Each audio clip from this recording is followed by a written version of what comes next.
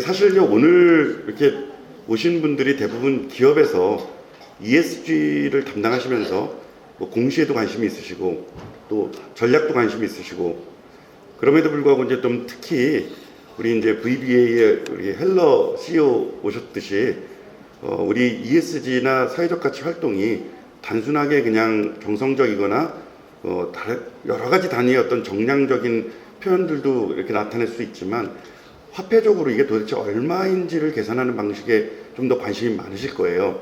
그래서 지금 이제 저희 사회적 가치 연구원에서는 지난 한 6년 동안 SK그룹의 화폐화 측정을 도와드리고 있습니다. 그러다 보니까 저희가 생긴 또 경험과 또 노하우들이 좀 있는 것 같아서 그런 부분들을 일부 오늘 쉐어해드리는 그런 시간을 갖고자 합니다.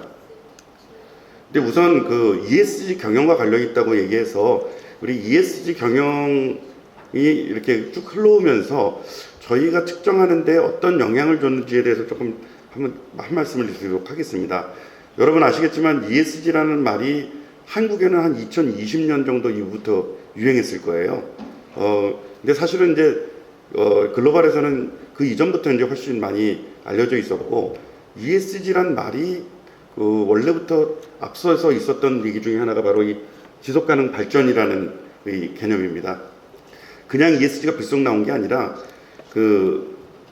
1987년도에 이 노르웨이 환경부 장관이었던 브루툴란이라는 분이 그때 이제 유엔에서 이제 환경개발위원회라는 게 있었습니다. 거기서 지속가능 발전의 개념을 이제 정의를 하는 리포트를 제작을 하죠. 그래서 읽어보면은 미래 세대의 필요를 충족할 능력을 손상시키지 않고 현재의 필요를 충족시키는 것, 이렇게 되어 있습니다. 이게 이제 많은 오해가 있습니다. ESG 하시는 분들이 아마 회사에서 많이 외로우실 겁니다. 예전에 CSR 하시던 분들은 더 외로웠을 텐데요. ESG가 더 힘든 건 뭐냐면은 지금 이제 경제도 어려운데 뭘 자꾸 우리 회사의 이익과 관계없는 환경, 사회 뭐 이런 거를 하기 위해서 뭔가 활동을 하도록 돈을 투자하라고 하고, 또 뭘 공시를 이렇게 뭘 복잡하게 하느냐라는 불만을 많이 받으시는 분들이 아마 오늘 이 자리에 많이 오신 걸로 알고 있습니다. 근데 실질적으로 ESG는 기업의 경영을 방해하려고 하는 것이 아닙니다. 우리 기업의 경영이 미래에 더욱 잘 할 수 있도록 지금 미리 길을 닦아놓는다는 개념으로 보시면 될 것 같습니다. 다시 말해서 이 지속가능 발전이라는 개념의 가장 중요한 컨텍스트는 뭐냐면은 현재의 필요를 충족시키는 데 있습니다. 그래서 현재 여러분들이 기업의 이익을 극대화하고 그다음에 경제를 성장시키는 것을 방해하는 것이 아니라, 현재만이 아니라 미래에도 계속 그렇게 할 수 있도록 하는 전제하에서 현재 최대한 발전시키자라는 개념입니다. 그래서 현재를 발목 잡으려고 하는 것이 아니라 미래에 좀 더 튼튼한 발전을 위해서 현재 더 싼 코스트를 들여서 미래에 더 큰 코스트를 막자라는 데 있다라는 의미를 다시 한번 되새기실 필요가 있을 것 같습니다.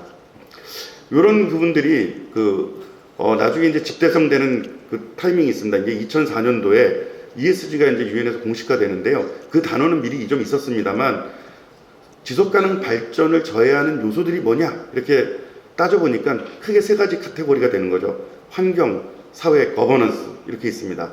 이 환경이라는 문제는 진작부터 1970년대 로만 클럽회의부터 환경은 미래에 이제 어떤 지속가능 발전을 발목 잡을 가장 큰 중대한 요소다 이렇게 있었습니다만, 그 뒤에 이제 나온 여러 가지 이제 이슈들이 어떤 사회적인 갈등, 그다음에 빈부의 소득 격차, 지역적인 문제, 이런 부분들이 이제 또 이제 자본주의 발전을 저해할 거고요. 1990년대 말에 있었던 바로 이제 엔론 사태, 이런 것들을 통해서 주식시장에서 경영의 가버넌스라는 것에 대한 엄청난 관심이 생겼습니다. 그래서 이 세 가지 요소가 어떻게 보면 지속가능 발전을 위한 가장 중요한 이슈 아이템 아니겠느냐, 이렇게 해서 이제 여기에 나왔던 거죠. 그리고 이제 지금 저희가 하고 있는 사회적 가치 측정의 기본 틀이 되는 지금 영국 소셜 어카운팅에 기초가 되고 있는 트리플 바텀 라인입니다. SK에서는 이제 더블 바텀 라인이라고 소개하고 있는데, 경제적 번영, 이걸 왜 자꾸 넣느냐, SK가 왜 경제 간접 기여 성과를 넣고 있고 VBA에서도 왜 인다이렉트한 이코노믹 밸류를 갖다가 임팩트를 갖다가 거기다 자꾸 넣고 있느냐? 기업이 경제 발전에 기여하는 것 자체가 본질입니다. 기업이 경제 발전에 기여를 못하고 있다고 한다면 여기서 경제 발전은 기업이 얻는 단순한 재미적 이익뿐만이 아닙니다. 고용도 창출해야 되고요. 국민소득을 위해서 무언가 주주와 구성원들한테 지속적으로 소득의 흐름을 만들어주고 있어야 됩니다. 그래서 이 기업이 어떤 경제 성장에 별로 도움이 안 되면 기업이 아닙니다. 그냥 그거는 비영리 단체인 거죠. 그리고 사회적인 어떤 문제들을 해결하는 데 있어서 또 하나의 이제 어떤 주체가 됩니다. 그리고 아까 말씀드린 환경적인 해결. 그래서 이 세 가지를 가장 최 밑바닥에 깔아놓고 삼자 다른 이해관계자들의 어떤 모든 이익들을 추구하는 것. 이게 이제 트리플 바텀 라인의 정신이 되겠죠. 그리고 나서 이제 요게 이제 지속 가능성 또 SDGI 시대에 GRI 가이드라인, 여러분들이 이제 지속 가능 보고서 만들다 보면 가장 원조격이 이제 GRI인 거죠. 그래서 GRI 가이드라인에 이렇게 101, 102, 200 이렇게 해가지고 이제 이렇게 보다 보면은 이게 다 결국에는 아까 말씀드린 트리플 바텀 라인과 관련이 있다 이렇게 보시면 될 것 같습니다. 여기까지가 이제 그러면서 이제 요게 이제 2015년에 17가지 유엔의 이제 지속가능 발전 목표가 이제 생기게 되는 이런 흐름들이 있는데요. 이게 다 이제 ESG의 주요 내용들과 관련이 있는 겁니다. 근데 이제 2020년에 여러분들이 맞닥뜨리게 된 굉장히 중대한 사건들이 있었죠. 그게 뭐냐면 이제 2019년에 미국의 BRT가 지금 이제 아까 이제 헬러 CEO께서 말씀하셨지만 70년대 이후에 프리드만 독트린이라는 게 있어가지고 계속 기업은 이윤국대만 추구를 해야 된다 이랬습니다. 근데 지금은 이제 미국에서도 스테이크홀더 캐피탈리즘, 이해관계자 자본주의라는 것을 선언해서 이게 아까 이제 쓰신 용어가 프로핏 맥시마이제이션이나 쉐어홀더 베너핏, 쉐어홀더를 위한 어떤 프로핏 맥시마이제이션이 아니라 이해관계자, 스테이크홀더 옵티마이제이션이라는 게 이제 경영의 숙제로 오게 됩니다. 그래서 이 기업이 어느 한쪽에 치우치게 되면 굉장히 힘들어지게 됩니다. 예, 요즘 이제 그런 기업들도 많이 생겨나고 있는 걸로 아마 이해를 하시고 계실 겁니다. 그리고 이제 유럽에 이제 이러한 여러 가지 사건들이 2019년에 일어납니다. 왼쪽 위에 이제 그레타 툰베리, 샌디롬이라고 이제 얘기를 하죠. 2019년 타임즈 올해의 인물로 선정되면서 그때 그해 9월 달에 있었던 뉴욕의 이제 클라이밋 서밋에서 트럼프와 푸틴 이 두 사람을 노려보면서 인류의 적같이 이렇게 바라보는 그런 장면도 유튜브에 이제 많이 소개가 됐고요. 오른쪽에 이제 우르줄라 폰데라이언 유럽 EU 의장이죠. 저분이 딱 2019년 말에 선출되면서 했던 게 바로 탄소 국경세 개념입니다. 그리고 이제 그린 밑에 이제 앙겔라 마르켈께서 이제 코로나가 오면서 코로나를 극복하는 경제성장 정책으로서 어떤 그린딜 이런 부분들을 제시를 했고요. 또 오른쪽에는 이제 영국의 중앙은행 전 총재였죠. 마크 커니 이분인데 이분께서 이제 앞으로 영국이 과거 2차 세계대전 이후에 윈스턴 처칠이 한 말이 있습니다. 영국은 앞으로 전쟁 영웅들이 살기에 적합한 나라를 만들어야 되겠다라는 그 비전으로 이제 영국의 어떤 그런 모든 정책들을 펴왔는데 저분이 이제 앞으로는 후손들이 살기에 적합한 행성을 만드는데 본인들이 이제 헌신을 해야 되겠다. 그래서 영국의 중앙은행 총재는 사실은 이제 미국의 FRB 의장처럼 자본주의, 특히 이제 화폐금융 쪽에서의 어떤 대표적인 정책을 만드시는 분들입니다. 근데 이런 분들이 이제는 자본주의의 단순한 발전보다는 이러한 지속가능 발전을 추구를 했습니다. 특히 이제 블랙록의 이제 회장이 이제 앞으로 지속가능성 투자를 하지 않으면 경영진을 갈아버리겠다. 이런 사건들을 통해 가지고 한국의 이제 ESG라는 것이 굉장히 유명해집니다. 그래서 이제 SK 이게 이제 2021년에 ISSB 창설까지 이어지고 있죠. 근데 SK에서는 이제 2018년도에 DBL 경영을 선언합니다. 이제 2020년 이후와 좀 차별화된 그러한 어떤 궤적을 갖고 있습니다. 그래서 경제적 가치와 더불어서 이제 사회적 가치를 창출하는 것을 어떤 기업 경영의 목표로 삼고 정관과 어떤 기업 경영 철학서를 이제 바꾸게 됩니다. 그래서 이제 소셜 밸류 3.0이라는 단계로 이렇게 이제 업그레이드하면서 2018년도부터는 DBL 경영을 본격화하면서 이제 회사들의 KPI 50% 반영하는 이런 사건들도 있게 되죠. 근데 이제 SK는 이 DBL 경영을 어떻게 실현하느냐? 아까 이제 트리플 바텀 라인에 있던 내용들에 하나가 좀 더 추가가 됐습니다. 이제 거버넌스가 추가돼서 이렇게 4개의 주요 그 축으로 SK DBL 경영이 이루어지고 있습니다. 근데 이제 그 중에서 경제간접 기여 성과와 환경 성과, 사회 성과, 요거는 이제 화폐적으로 그 연도별 성과를 측정하는 방식인 이제 플로우를 측정하게 되는 거고요. 거버넌스는 이제 플로우 개념이 아니라 그 지금 있는 그 상태들을 정태적으로 이제 그 공시를 하고 있습니다. 그 SK의 DBL 경영 중에서 사회적 가치 측정하는 이제 원칙이 크게 3가지가 있습니다. 첫 번째로는 아까도 말씀하셨지만 VB에도 마찬가지입니다만 포지티브한 성과만 측정하는 것이 아니라 네거티브한 성과도 측정합니다. 그래서 환경 공정에서 만들어지는 여러 가지 온실가스 배출이나 어떤 자원에 대한 소모 이런 부분들을 다 네거티브로 측정을 해서 발표를 합니다. 그래서 SK의 그 그룹 전체의 이제 네거티브 성과의 한 90%는 다 온실가스 배출과 관련이 되어 있습니다. 그리고 이제 두 번째로는 요것도 이제 앞부분에서 말씀하신 IMP에 이제 나오는 얘기입니다만 그 투입부터 시작해서 임팩트까지 이렇게 쭉 변화하는 흐름이 있습니다. 기업에 어떤 리소스를 들여서 어떠한 액티비티를 하고 그거로부터 어떤 산출물이 얻어지면 그게 이제 이해관계자로 넘어가서는 그 이해관계자 입장에서는 어떠한 베네핏 결과물이 나타나는 거고 그것으로 인해서 어떤 사회에 주는 궁극적인 영향이 이제 존재를 하게 됩니다. 근데 이제 저희가 측정하는 포인트는 뭐냐면 가장 구체적이고 객관적으로 측정할 수 있는 수혜자 입장, 이해관계자 입장에서의 베네핏입니다. 왜냐면 이제 많은 분들이 이걸 다 알고 있음에도 불구하고 우리 회사가 어떤 노력을 하고 있느냐를 자꾸 지속가능 보고서에 담으려는 경향이 있습니다. 그래서 노력도 중요합니다만 수혜자 입장에서, 이해관계자 입장에서 궁극적으로 얻어진 베네핏이 무엇이냐가 중요한 거고요. 또 가능하면 임팩트를 다 측정을 하려고 합니다만 임팩트를 측정하다 보면은 이게 굉장히 그 안에 악유 포인트가 많습니다.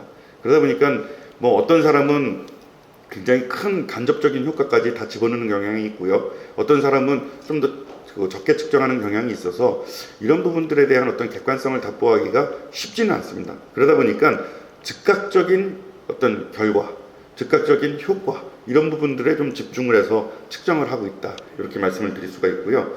또 이제 여러 가지 그런 데이터들이 많습니다. 그 중에서 이제 보수성의 원칙, 지금은 이제 그 재무회계 기준에서도 이제 없어지긴 했습니다만 과거에 있었던 좀 여러 가지 숫자들 중에서 좀 회사의 입장에서는 불리한 숫자를 쓰겠다. 이게 이제 보수성의 원칙입니다. 요거 말고도 여러 가지 원칙들이 있습니다만 가장 중요한 원칙은 이 3가지라고 할 수 있습니다. 그리고 이제 대표적인 산식, 요건 사례를 보셔야 이해가 되겠습니다만 이렇게 생겼습니다. SK는 어떤 제품과 서비스를 통해서 무슨 사회적 가치를 내고 있다. 이렇게 표현을 할 때 사회적 가치가 총 이해관계자, 수혜자 입장에서 어느 정도의 가치가 있는 효과가 전달이 되느냐를 측정을 합니다. 그런데 이제 요거는 이제 하나의 매출의 개념이고요. 남들도 다 아는 게 있지 않습니까? 기본적으로 그 정도 사회적 가치는 모든 제품에 섞여 있다. 그렇기 때문에 일반화된 제품, 그래서 시장 평균이라는 저희가 표현을 하는데 그거를 갖다가 사회적 기대 수준, 베이스라인이라고 했습니다. 그래서 베이스라인이 매출 원가 같은 건데 그 이상 초과하는 성과만이 순수하게 만들어진 넷 성과라고 생각을 해서 그 넷 효과를 측정을 합니다.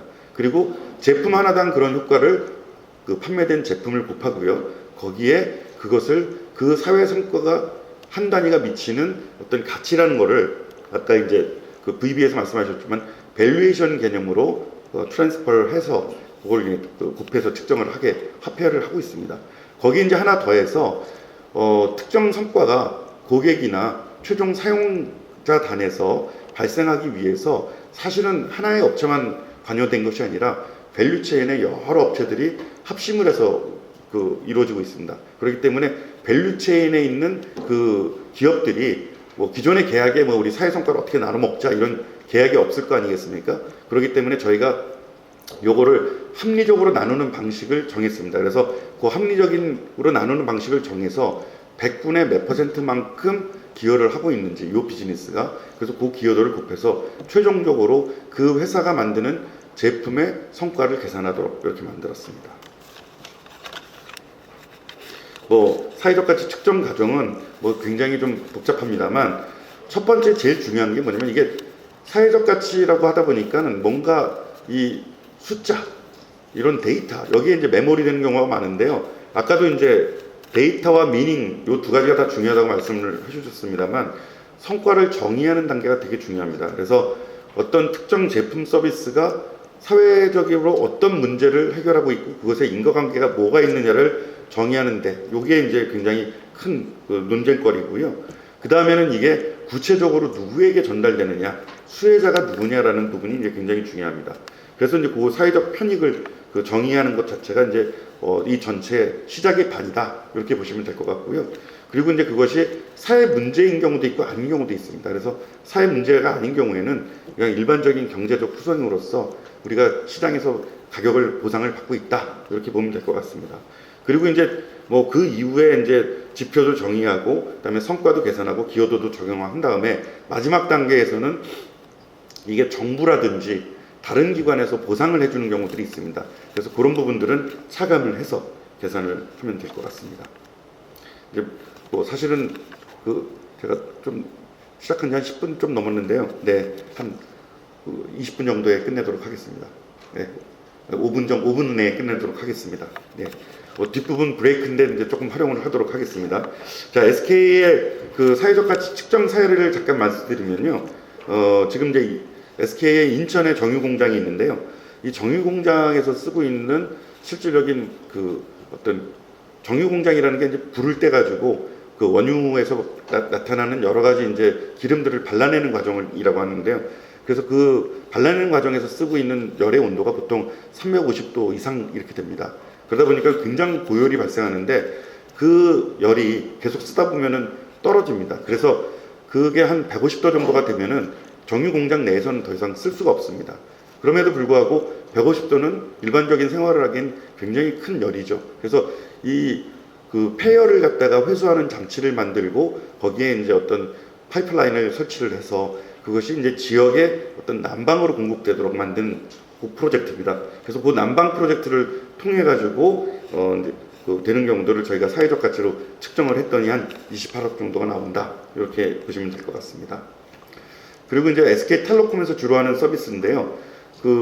사실은 이제 보이스피싱이고 굉장히 큰 사회 문제죠. 특히 이제 일반적인 보이스피싱이 아니라 뭔가 이제 악성 앱이 이제 여러분들 핸드폰에 깔리게 되면 그 스마트폰에서 여러분들이 검찰이라든지 금감원이라든지 뭐 경찰 이런 데 잘못 전화를 할 경우에 그게 중간에 발신을 갖다가 누가 도용을 해가지고 이 보이스피싱 조직이 이제 거기서 받게 됩니다. 그래서 이제 예전보다는 더 발음도 정확한 한국어로 이제 여러분 안녕하세요, 네, 무슨 문제가 있으십니까? 그래서 오히려 여러분들의 정보를 캐내고 여러분들이 이런 사기를 당할 수 있도록 그렇게 이제 안내를 해주는 그런 서비스들이 있는데, 그런 발신을 차단하게 만들어주는 그런 서비스입니다. 그런 걸 통해 가지고 여러분들의 금융 사기를 잠재적으로 차단하는 그런 가치들이 이제 한 74억 정도 1년에 만들어진다, 이렇게 보시면 될 것 같고요. 그 다음에는 이제 SK텔레콤의 2018년도 신입사원들이 만든 프로젝트가 있었는데요.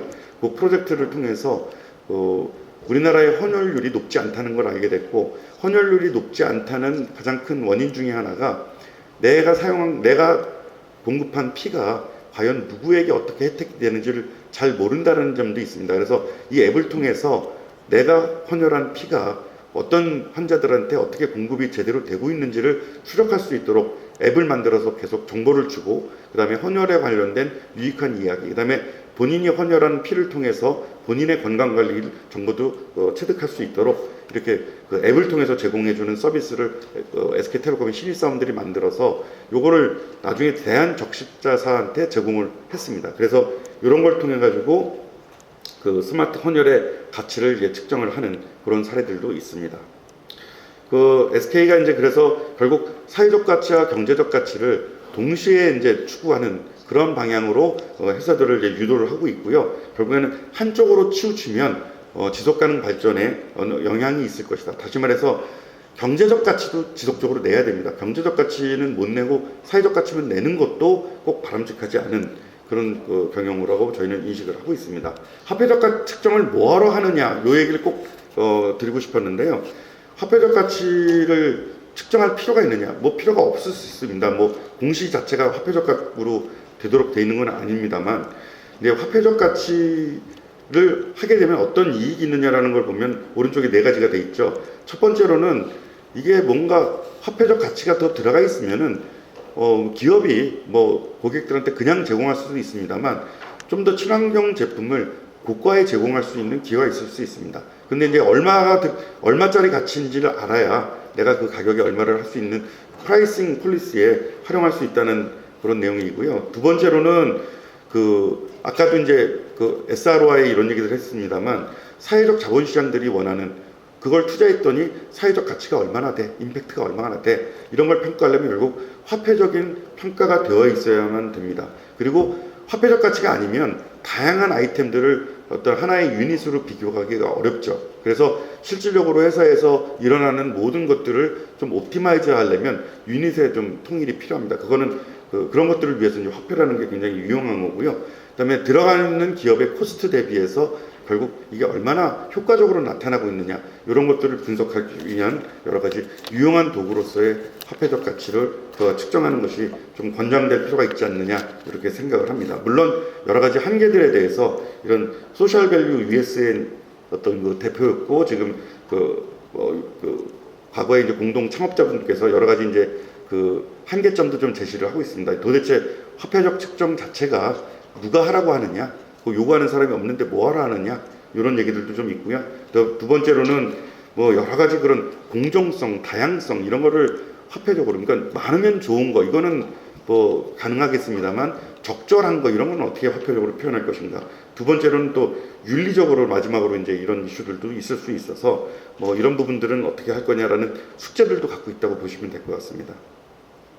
현재 지금 사회적 가치는 여러 가지 SK에서 하고 있는 SPC라는 프로그램을 통해 가지고 사회적 기업들과 소셜 벤처를 측정하는 프로그램으로 이제 활용되고 있고요.